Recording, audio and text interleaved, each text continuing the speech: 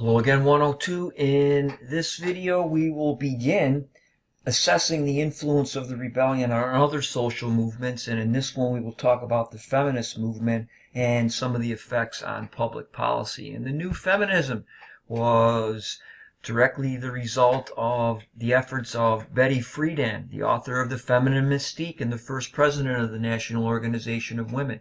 Friedan's feminism was directed mainly at middle and upper class white women and aimed to empower them to aspire beyond female domesticity. And The Feminine Mystique, which was an immediate bestseller in 1963, forever changed American society by defining the problem that has no name. Friedan's analysis of the feminine mystique that limited women's lives to being bored housewives and tired mothers inspired many well-educated, unfulfilled middle and upper-class white women who felt trapped by a suffocating suburban ideal of household drudgery. And the National Organization for Women develops, and an important piece of legislation comes out of the Congress, Title IX. In 1966, Friedan and other activists founded the National Organization for Women, and initially now sought to end gender discrimination in the workplace, and went on to spearhead efforts to legalize abortion, more on that in a moment, and to obtain federal and state support for child care centers. In August 1970, Friedan organized a march for women's equality in New York City that involved 50,000 people walking down Fifth Avenue. Change came slowly, however.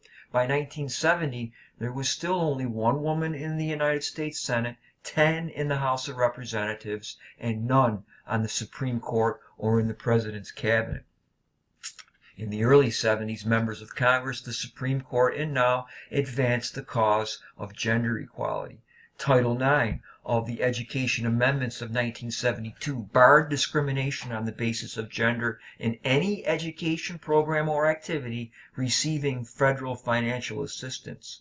Most notably applied to athletics, Title IX spurred female participation in high school sports to increase nearly tenfold and almost double at the college level. Women's basketball and soccer are very popular sports at the collegiate level. And Congress also overwhelmingly approved an Equal Rights Amendment, the ERA, to the federal Constitution, which, if ratified by the states, would have required equal treatment for women throughout society and politics. And by the mid-1973, 28 states had approved the amendment, but it was still 10 short of the 38 states needed for approval. And also in 1973, the landmark Supreme Court decision striking down state laws that banned abortions during the first trimester of pregnancy, Roe v. Wade, was approved by the Supreme Court. And this has since been modified in the 1980s and 90s. Many states now have limited abortion rights once again. More on that in coming chapters. The majority on the court ruled that women have a fundamental right to choose whether to bear a child or not, since pregnancy necessarily affects a woman's health and well-being. And another branch of the feminist movement, radical feminism, develops, and they were the new generation, often called women's libbers, and they were more militant than Betty Friedan and others who had established now. They were younger veterans of the civil rights movement and the anti-war crusade who would come to realize that male revolutionaries could be sexist too. They began meeting in small groups to discuss their opposition to the war on racism, only to discover at such consciousness-raising sessions that what bound them together were their shared grievances as women operating in a man's world. To gain true liberation, many of them decided, required exercising sexual politics, whereby women could organize themselves into political movements based on women's common problems and goals. The writer Robin Morgan captured this newly politicized feminism in the slogan, "The personal is political," a radical notion that Betty Friedan rejected. When lesbians demanded a public role in the women's movement, Friedan deplored the lavender menace of lesbianism as a divisive distraction that would only enrage their opponents. And by 1973, however, now had endorsed gay rights. Radical feminists also took direct action, such as picketing the 1968 Miss America pageant, burning copies of Playboy and other men's magazines, tossing their bras and high-heeled shoes into freedom cans, and assaulting gender-based discrimination in all its forms. Now there's a fractured feminist movement. And what do women want? On the left here, this is the Women's Strike for Equality that brought tens of thousands of women together on August 26, 1970 to march for gender equality and to celebrate the 50th anniversary of the 19th Amendment, which gave voting rights to women. And on the right, you have Phyllis Schlafly and the anti-feminist campaign, because they're really opposed to lesbianism and the ERA. And these conservative women will fight to stop the passage of the ERA, and they will succeed by 1982. The ERA failed to pass enough states by 3 states.